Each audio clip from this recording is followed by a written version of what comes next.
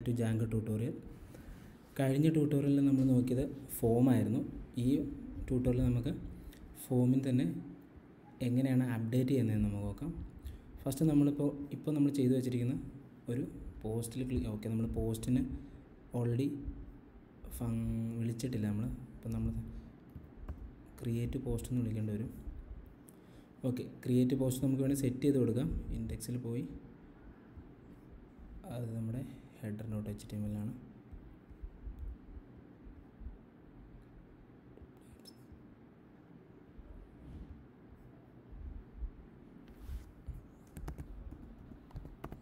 Post ഇവിടെ നമ്മൾ നമ്മുടെ ലിങ്കാക്കി കൊടുത്തിട്ടില്ല, അതുകൊണ്ടാണ് നമുക്ക് നമ്മുടെ ബ്ലോഗ് ക്രിയേറ്റ് പോസ്റ്റ് ആണെന്ന് തോന്നുന്നു.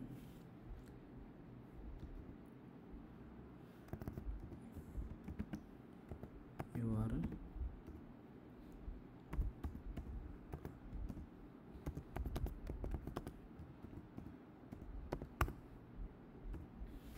ചെക്ക് ചെയ്ത് നോക്കാം.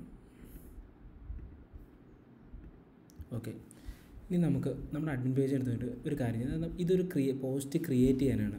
നമുക്കൊരു പോസ്റ്റിനെ അപ്ഡേറ്റ് ചെയ്യണം. പോസ്റ്റിനെ അപ്ഡേറ്റ് ചെയ്യാന്ന് പറഞ്ഞാൽ ഓൾറെഡി ഉള്ള ഡാറ്റാസ് നമുക്ക് ഇതിനകത്തേക്ക് കിട്ടണം. ദെൻ നമ്മുടെ ബട്ടൺ അപ്ഡേറ്റ് എന്നുള്ള ബട്ടൺ ആയിരിക്കണം.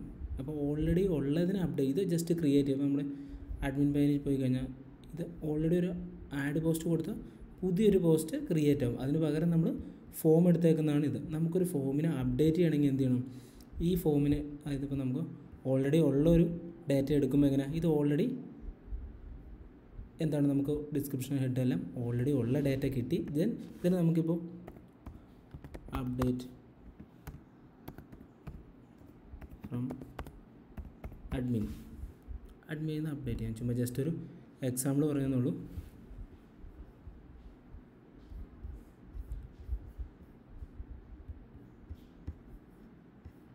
നമ്മുടെ പേജിൽ the last post update from admin എങ്ങനെ നമുക്ക് ഫോം ഉപയോഗിച്ച്, അതായതിപ്പോൾ ഇത് പോസ്റ്റ് അല്ലേ, നമുക്കിത് ഫോം ഉപയോഗിച്ച് എങ്ങനെ അപ്ഡേറ്റ് ചെയ്യാമെന്നുള്ളത് നോക്കാം. ഫോമിൻ്റെ തന്നെ നെക്സ്റ്റ് സെക്ഷനാണ്. നമുക്ക് ആക്ച്വലി ഒരു ഫോമിനെ അപ്ഡേറ്റ് ചെയ്യണതൊക്കെ നമ്മൾ ആ ലിങ്കിൽ ക്ലിക്ക് ചെയ്തൊക്കെയാണ്.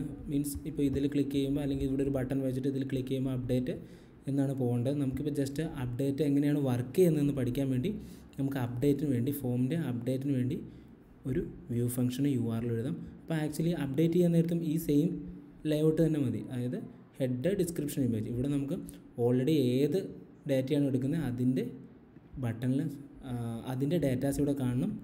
ദെൻ ലോഡ് ചെയ്ത് വരണം. സോ നമുക്ക് എങ്ങനെയാണ് ഫോമിൽ അത് കിട്ടുന്നതെന്ന് നമുക്ക് നോക്കാം.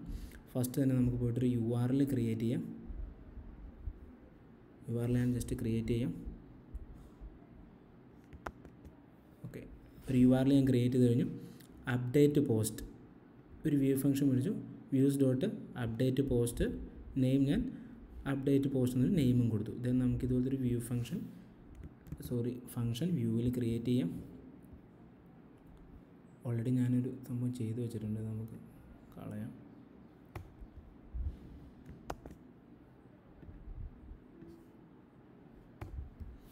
ഓക്കെ, നമുക്ക് എങ്ങനെയാണ് ഫോം അപ്ഡേറ്റ് ചെയ്യണമെന്ന് നോക്കാം. ഫസ്റ്റ് ഒരു ഫംഗ്ഷൻ എഴുതാം. ദെൻ റിക്വസ്റ്റ്, ബോഡി റിക്വസ്റ്റ് എടുത്തു. ദെൻ നമുക്ക് ഫസ്റ്റ് തന്നെ എന്ത് ചെയ്യണം? റിട്ടേൺ റെൻഡർ റിക്വസ്റ്റ് ഞാനൊരു പേജ് ഇവിടെ ചെയ്ത് വെച്ചിട്ടുണ്ട് ഓൾറെഡി. ടൈം നമുക്ക് വെറുതെ ചെയ്ത് കാണിക്കേണ്ട ആവശ്യമില്ല. Update create post.html. എന്താ ക്രിയേറ്റ് post.html എന്നുള്ളത്? അതായത് ഇത് നമ്മൾ സാധാ HTML പേജ്. ഓക്കെ, ഈ HTML പേജിനകത്ത് നമുക്ക് എങ്ങനെയാണ് ഇപ്പോൾ നമുക്ക് കാണേണ്ട പേജ് ഇത് ക്രിയേറ്റ് ആണ്. നമുക്ക് അപ്ഡേറ്റ് HTML. ഓക്കെ, അതായത് ക്രിയേറ്റിൻ്റെ അതേ ഫോർമാറ്റ് കിട്ടിയാൽ മതി നമുക്ക് ഫോം. ദെൻ അതിനകത്ത് വാല്യൂസ് ലോഡ് ചെയ്യണമെന്ന്. സോ നമുക്ക് ഇത് കോപ്പി ചെയ്തിട്ട് അപ്ഡേറ്റ് പോസ്റ്റ് എന്നൊരു HTML ക്രിയേറ്റ് ചെയ്ത് അതിനകത്ത് കൊണ്ട് പേസ്റ്റ് ചെയ്യും. സോ നമുക്ക് ഇവിടെ ക്രിയേറ്റ് എന്നുള്ള മാറ്റി നമ്മൾ അപ്ഡേറ്റ് എന്ന് കൊടുത്തു. ഇവിടെ ക്രിയേറ്റ് മാറ്റി നമുക്കിപ്പോൾ അപ്ഡേറ്റ് ആയതുകൊണ്ട് ഇതിൽ ജസ്റ്റ് അപ്ഡേറ്റ് സെയിം തന്നെയാണ്. പക്ഷേ ഈ ഫോം വരുമ്പോൾ റിട്ടേൺ ചെയ്യുന്ന ഫോമിൽ വ്യത്യാസമുണ്ട്. ഈ ക്രിയേറ്റ് പോസ്റ്റിനകത്തെ ഫോമിൽ വാല്യൂസ് ഒന്നുമില്ല, ജസ്റ്റ് ഫോം ആയിരിക്കും. ഇതിൻ്റെ അകത്ത് എന്തായിരിക്കും? നമ്മൾ റിട്ടേൺ വിടുന്ന ഫോമിനകത്ത് ഓൾറെഡി ഉള്ള ഒരു ഒബ്ജക്റ്റിൽ ഡാറ്റാസ് കൂടി ഈ ഫോമിൽ ലോഡ് ചെയ്തായിരിക്കും. ബാക്കിയെല്ലാം സെയിം, നമ്മൾ സ്ട്രക്ചർ സെയിം തന്നെ എടുക്കുന്നതുകൊണ്ടാണ്. കാരണം ഈ ക്രിയേറ്റ് ചെയ്യുമ്പോഴുള്ള ഫീൽഡുകൾ മാത്രമാണ് അപ്ഡേറ്റ് ചെയ്യുമ്പോഴേ ഉള്ളൂ. സോ നമുക്ക് ഇതിങ്ങനെ ക്രിയേറ്റ് ചെയ്ത് ഞാൻ അപ്ഡേറ്റ് പോസ്റ്റിനൊരു ജസ്റ്റ് HTML ഫയൽ ക്രിയേറ്റ് ചെയ്തു. ദെൻ ആ HTML ഫയൽ നമുക്കിവിടെ വിളിക്കണമല്ലോ, update post dot HTML _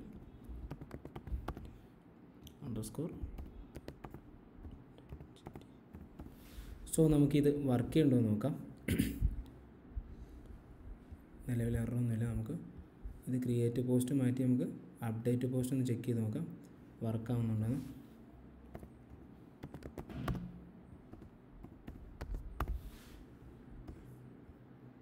update മാത്രമാണ് കിട്ടിയുള്ളൂ. ഓക്കെ, അതായത് ആ ഫോം നമുക്ക് റിട്ടേൺ ചെയ്തിട്ടില്ല ആക്ച്വലി. അതായത് ഇവിടുന്ന് ജസ്റ്റ് ഈ അപ്ഡേറ്റ് പോസ്റ്റ് ഡോട്ട് HTML എന്ന് എന്ത് ചെയ്യും, ഇതിനകത്ത് ഈ ഫോം ഇപ്പോൾ ഉണ്ടോ, നമ്മൾ റിട്ടേൺ വിട്ടില്ല. സോ ഈ വാല്യൂസ് മാത്രമാണ് ഇവിടെ കാണുന്നത്. നമുക്ക് ഫോം ലോഡ് ചെയ്ത് വിട്ടിട്ടില്ല നമ്മുടെ വ്യൂ ഫംഗ്ഷനിൽ. സോ നമ്മൾ ഇതേ മെത്തേഡ് നമുക്ക് ഇവിടെയും ചെയ്യണം. ഫോമിനെ ആദ്യം കോൾ ചെയ്യണം, form equal to post form. ഇതിൻ്റെ അകത്ത് നമ്മൾ ഇങ്ങനെ സെപ്പറേറ്റ് ചെയ്യുന്ന വേണം. നമുക്ക് ഇതിനകത്ത് തന്നെ request dot post or none. ഇതൊരു വേറെ മെത്തേഡാണ്. ഇതിലെന്താ ചെയ്യുന്നത്, ഇത് ഗെറ്റിൽ എപ്പോഴും ഫോം നണ്ണായിട്ടിടും. പോസ്റ്റ് മെത്തേഡിന് സെപ്പറേറ്റ് ചെക്ക് ചെയ്തു. ഇതിൽ നമ്മൾ പോസ്റ്റ് മെത്തേഡാണെങ്കിൽ ആ ഫോമിന് ഇങ്ങോട്ട് ലോഡ് ചെയ്യും, അല്ലാന്നുണ്ടെങ്കിൽ ഗെറ്റ് മെത്തേഡിലാണെന്ന് വർക്കണമെങ്കിൽ നൺ ലോഡ് ചെയ്യും. അത്രേ ഉള്ളൂ.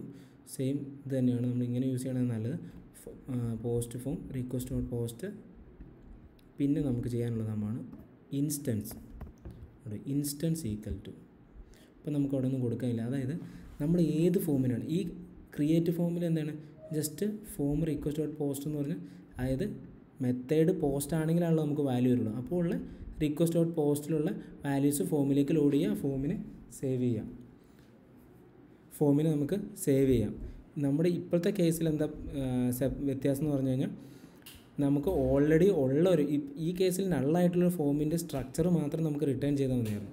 ഇപ്പോൾ ഈ കേസിൽ നമ്മൾ എന്താ ചെയ്യണത്, നമുക്ക് ഓൾറെഡി ഉള്ള ഫോമിനെ ലോഡ് ചെയ്യുമ്പോൾ അതിനകത്ത് ഏത് ഒബ്ജക്റ്റിനാണോ അപ്ഡേറ്റ് ചെയ്യണത് അതിൻ്റെ കണ്ടൻറ്റ് കൂടി നമുക്ക് ഇതിൻ്റെ കൂടെ അപ്ഡേറ്റ് ചെയ്ത് വിടണം. അതിൻ്റെ കണ്ടൻറ്റ് കൂടി നമുക്ക് അപ്ഡേറ്റ് ചെയ്ത് വിടണം.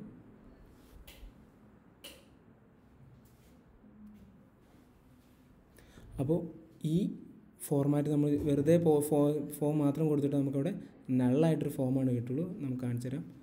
ഇവിടെ നമുക്ക് ഈ ഫോമിനെ ലോഡ് ചെയ്ത് വിടാം.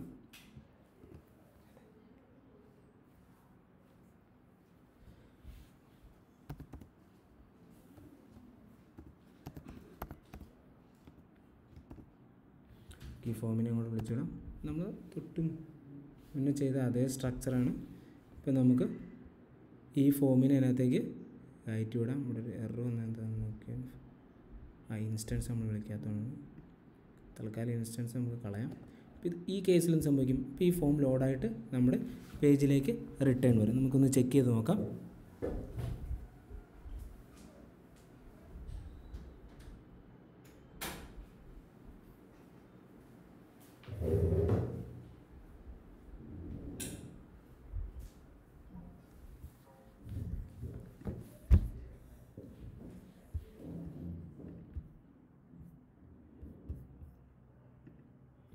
കേട്ടോ, നമ്മുടെ ഫോം നമുക്ക് ജസ്റ്റ് നമ്മൾ ക്രിയേറ്റ് ഫോമിൽ ചെയ്തു. പക്ഷേ നമുക്കിവിടെ വാല്യൂസ് കൂടി വേണം.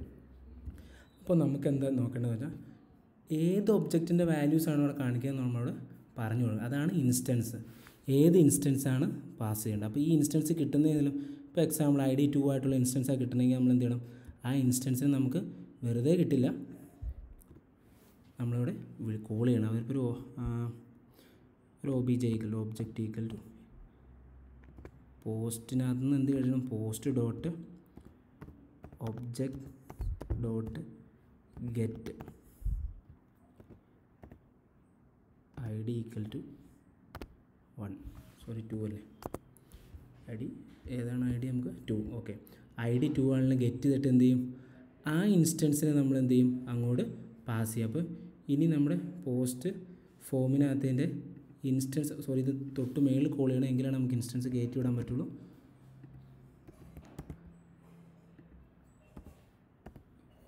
ഇൻസ്റ്റൻസ് ഈക്വൽ ടു എന്ത് ചെയ്യണം, ആ ഒബ്ജക്റ്റ് OBJ ഇനി നമുക്കൊന്ന് റീഫ്രഷ് ചെയ്ത് നോക്കാം എന്താ സംഭവിക്കുന്നതെന്ന്. ഓക്കെ, കണ്ടോ, മൈ ലാപ്ടോപ്പ് ആ ഫയൽ ഇപ്പം ഇമേജ് കറൻ്റിലുള്ള ഫയൽ ഇനി ചേഞ്ച് മാറ്റി ചൂസ് ചെയ്യണമെങ്കിൽ അങ്ങനെ. അപ്പോൾ നമുക്ക് എന്തായാലും നമ്മുടെ ഡി ബിയിൽ ഇതിനെ ലോഡ് ചെയ്തു. ഇനി നമുക്കതിനെ അപ്ഡേറ്റ് ചെയ്യുമ്പോൾ എന്ത് ചെയ്യും? അപ്ഡേറ്റ് ചെയ്താൽ ഈ ഫീൽഡിൽ തന്നെയല്ല അപ്ഡേറ്റ് ആണ്. റീഫ്രഷ് ചെയ്യാം. മൈ ലാപ്ടോപ്പ് ഇതാണ് നമ്മൾ ചേഞ്ച് ചെയ്തത്. ഇത് തന്നെ നമുക്ക് മൈ ലാപ്ടോപ്പാണ് അവിടെ വന്നേക്കുന്നത്, നമുക്കതിനെ ചേഞ്ച് ചെയ്ത് ഇടണം. സോ ഇപ്പം നമ്മളിവിടെ മൈ ലാപ്ടോപ്പ് അപ്ഡേറ്റഡ് കൊടുത്ത് അപ്ഡേറ്റ് ചെയ്യാൻ ക്ലിക്ക് ചെയ്യുമ്പോൾ എന്ത് ചെയ്യണം? ക്ലിക്ക് ചെയ്യുമ്പോഴാണ് എന്ത് പോസ്റ്റ് മെത്തേഡ് വർക്കാവും. സോ നമുക്ക് പോസ്റ്റ് മെത്തേഡ് വർക്ക് ചെയ്യാനുള്ള ഫങ്ഷൻ തൊട്ട് താഴെ കണ്ടീഷൻ താഴെ എഴുതാം. If request dot method equal to post ആണെങ്കിൽ എന്ത് ചെയ്യുക? നമുക്ക് ആ ഫോമിന് ഇപ്പോൾ ലോഡ് ചെയ്ത ഫോമിന് സേവ് ചെയ്യണം. അപ്പോൾ നമ്മൾ സാധാ ഫോമിന് സേവ് ചെയ്യുന്നതിന് മുമ്പ് ഈ ഫോം ഈസ് വാലിഡും കൂടി ചെക്ക് ചെയ്യും. ഫോം വാലിഡ് ആണോ എന്ന്. ഫോം ഈസ് വാലിഡ് ആണെങ്കിൽ എന്ത് ചെയ്യും? Form dot save. ഇത്രയും സ്റ്റെപ്പ് ചെയ്ത് എന്ത് ചെയ്യും? ആ അപ്ഡേറ്റ് ആയിട്ടുള്ള ഫോം സേവ് ആവും.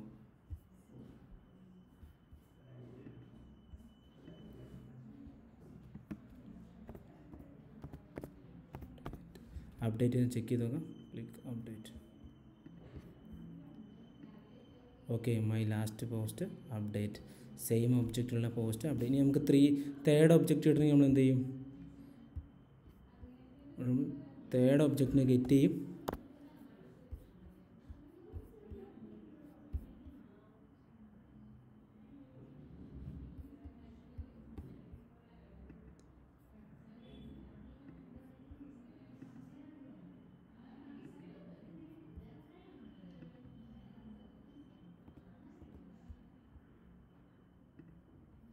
കണ്ടോ, മൊബൈൽ എന്നുള്ളതാണ് ഇപ്പോൾ ഇതിനകത്ത് കിട്ടിയേക്കണത്. ഓക്കെ, അപ്പോൾ നമുക്ക് മൈ മൊബൈൽ, അതായത് സെക്കൻഡ് പോസ്റ്റിൻ്റെ ഡേറ്റാസാണ് നമുക്കിവിടെ കിട്ടിയേക്കണത്. കണ്ടോ, തേർഡിനകത്ത് മൊബൈലാണ്. അപ്പോൾ നമുക്ക് ഫോർത്ത് വേണമെങ്കിൽ ഫോർത്ത് കിട്ടും. അപ്പോൾ നമ്മൾ എന്ത് ചെയ്യണം? ഇവിടെ പോയിട്ട് 4 എന്ന് വിളിച്ച് കിട്ടണം. ഇത് നമുക്ക് കോഡിൽ ഓരോ സമയവും ഇതിങ്ങനെ ചേഞ്ച് ചെയ്തുകൊണ്ടിരിക്കാൻ പറ്റില്ല. കാരണം അപ്പോൾ എന്ത് ചെയ്യും? ഈ ഐ ഡി നമുക്ക് ഡൈനാമിക്കായിട്ട് ലഭിക്കണം. സോ നമ്മൾ ഈ ഡയൽ നമുക്ക് URLിലൂടെ എങ്ങനെ പാസ് ചെയ്ത് വിടാമെന്ന് നോക്കാം. സോ നമുക്കിവിടെ എന്ത് കിട്ടണം? ഇത് നമ്മൾ ഓൾറെഡി നമ്മുടെ ഒബ്ജക്റ്റിൽ ക്ലിക്ക് ചെയ്യുമ്പോഴാണ് വരുന്നത്. പകരം നമുക്ക് post/2, അതായത് പോസ്റ്റ് സെക്കൻഡ് അപ്ഡേറ്റ് ആണ്. 3 കൊടുക്കുമ്പോൾ 3 നമുക്ക് URLിലൂടെ എങ്ങനെ വർക്ക് ചെയ്യുന്നു നോക്കാം. സോ ഇവിടെ പോസ്റ്റിനോട് ശേഷം ഒരു ഇൻറ്റിജർ വാല്യൂ 1 2 3 4 5 ഇങ്ങനെ ചേഞ്ച് ആയിക്കൊണ്ടിരിക്കും. അപ്പോൾ നമുക്ക് URL പോയി ഹാർഡ് കോഡ് ചെയ്ത് വെച്ച് നോക്കാം. ഇവിടെ /2 അടിക്കുമ്പോൾ എന്താ സംഭവിക്കുന്നത്? നമ്മൾ /2 വർക്ക് ചെയ്യണമെങ്കിൽ എന്ത് സംഭവിക്കണം? നമ്മൾ URL പോയിട്ട് /2 എന്ന് സെറ്റ് ചെയ്ത് വെക്കണം. സോ നമ്മുടെ URL പോയിട്ട് 2 ഇങ്ങനെ സെറ്റ് ചെയ്ത് വെച്ചാൽ എന്ത് ചെയ്യും? /2ന് വേണ്ടി ഇത് വർക്ക് ചെയ്യാൻ നമുക്ക് ഒരു എക്സാമ്പിൾ 2ന് വേണ്ടി 2. ഇനി 3 അടിക്കുമ്പോൾ എനിക്ക് എന്താണ്? 3ക്ക് വേണ്ടി വേറൊരു URL, 3ക്ക് വേണ്ടി വേറൊരു URL. അപ്പോൾ ഈ 3നെ എനിക്കിവിടെ ഗെറ്റ് ചെയ്തെടുക്കാൻ പറ്റണം. 3 കൊടുക്കുമ്പോൾ വ്യൂ ഫംഗ്ഷനിൽ 3 ഉള്ളതിനെ ഗെറ്റ് ചെയ്യണം, 4 കൊടുക്കുമ്പോൾ 4 ഉള്ളതിനെ ഗെറ്റ് ചെയ്യണം. അങ്ങനെ നമുക്ക് ചേഞ്ച് ചെയ്ത് കൊടുക്കാൻ പറ്റണം. അപ്പോൾ ഇത് നമുക്ക് പോസിബിൾ അല്ല. എല്ലാത്തിനും ഇപ്പോൾ 100 പോസ്റ്റ് ഉണ്ടെങ്കിൽ 100 URL ഇങ്ങനെ എഴുതി വയ്ക്കാൻ പോസിബിളാണ്. സോ നമ്മളതിന് വേണ്ടി ജാങ്കോ പ്രൊവൈഡ് ചെയ്യുന്നൊരു മെത്തേഡാണ് ആംഗിൾ ബ്രാക്കറ്റ് ഓപ്പൺ ക്ലോസ്. ഇതിനകത്ത് മാറുന്ന വാല്യൂ ഇൻറ്റിജർ വാല്യൂ ഉണ്ട്. i int : ഒരു വേരിയബിൾ id യൂസ് ചെയ്യാം, pk യൂസ് ചെയ്യാം, നമുക്ക് ഇഷ്ടമുള്ള യൂസ് ചെയ്യാം. So int id. അപ്പോൾ നമ്മളിത് ഈ URLിനോട് അപ്ഡേറ്റ് പോസ്റ്റിന് URLിനോട് ശേഷം ഇൻറ്റിജർ ആയിട്ടുള്ള ഏത് വാല്യൂ പാസ് ചെയ്യുന്നു അതിവിടെ മാച്ചായിടും. ഇപ്പോൾ .3 ആണെങ്കിൽ എന്ത് ചെയ്യും? ഇത് വാല്യൂ ഇവിടെ ഇപ്പോൾ 3 ആയിരിക്കും. ഇൻറ്റിജറിന് ഈ സെക്ഷനിൽ 3 ആയിരിക്കും, അതായത് ID 3 ആയിട്ട് എടുക്കും. ഈ സെക്ഷൻ നമ്മൾ 4 ആണ് വിളിക്കുന്നതെങ്കിൽ എന്ത് ചെയ്യും?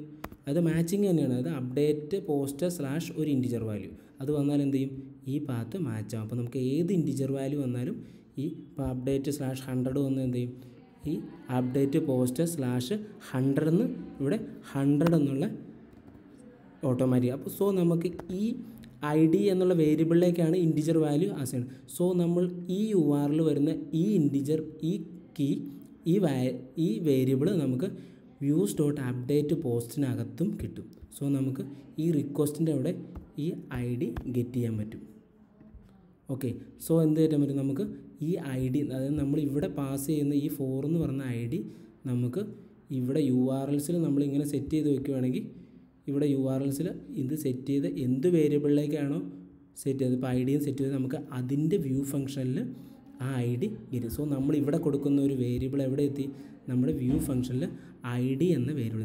സോ നമുക്ക് ഈ ഐ ഡി എന്ത് ചെയ്യാം, ഇങ്ങോട്ട് ഐ ഡി ആയിട്ട് കയറ്റാം. അപ്പോൾ ഈ ഐ ഡിയിലേക്ക് കയറുന്നത് ഏതാ, നമ്മൾ ഈ പാസ് ചെയ്ത ഐ ഡി. സോ എനിക്ക് ഇവിടെ മാറി കൊടുക്കുന്നതനുസരിച്ച് എനിക്ക് ഇപ്പോൾ നിലവിൽ നമുക്കൊരു പ്രശ്നമുണ്ട്, ഇല്ലാത്തൊരു ഐ ഡി കൊടുത്താൽ നമുക്ക് എറർ കിട്ടും. ഇപ്പോൾ 2 3 4 എന്നുള്ള നമുക്ക് ചെക്ക് ചെയ്ത് നോക്കാം അത് സെയിം ആണ് വരുന്നതെന്ന്.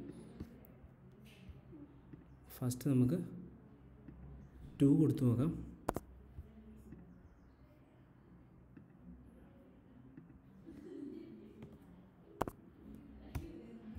ഓക്കെ, മൈ ലാപ്ടോപ്പ് അപ്ഡേറ്റ് ആണ് 2-ൻ്റെ വന്നേക്കണേ.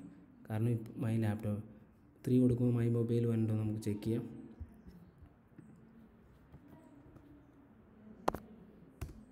S3 കൊടുക്കുമ്പോൾ മൈ മൊബൈൽ വന്നു. ഇനി നമുക്ക് എന്താണ് 4 ഇല്ലാത്തൊരു വാല്യൂ കൊടുത്തപ്പോൾ എറർ വരും. അതൊക്കെ നമുക്ക് പിന്നീട് മാറ്റാം. My last post update. അപ്പോൾ എന്താണ്, ഇവിടെ കൊടുക്കുന്ന വാല്യൂസ് അനുസരിച്ച് നമുക്ക് എന്ത് ചേഞ്ചായി, ഇവിടെ നമ്മുടെ ഐ ഡി എന്നുള്ള വാല്യൂ ചേഞ്ചായി. സോ ആ ഐ ഡി ഇവിടെ ചേഞ്ച് ആകുമ്പോൾ ഈ ഒബ്ജക്റ്റ് ഡോട്ട് ഗെറ്റ് അതാത് ഐ ഡിയുള്ള ഗെറ്റ് ചെയ്യും. സോ ആ ഒബ്ജക്റ്റിനെ ഇൻസ്റ്റൻസിലേക്ക് പാസ് ചെയ്യും. ദെൻ നമുക്ക് അപ്ഡേറ്റ് ചെയ്യുമ്പോൾ എന്ത് ചെയ്യും, സേവായി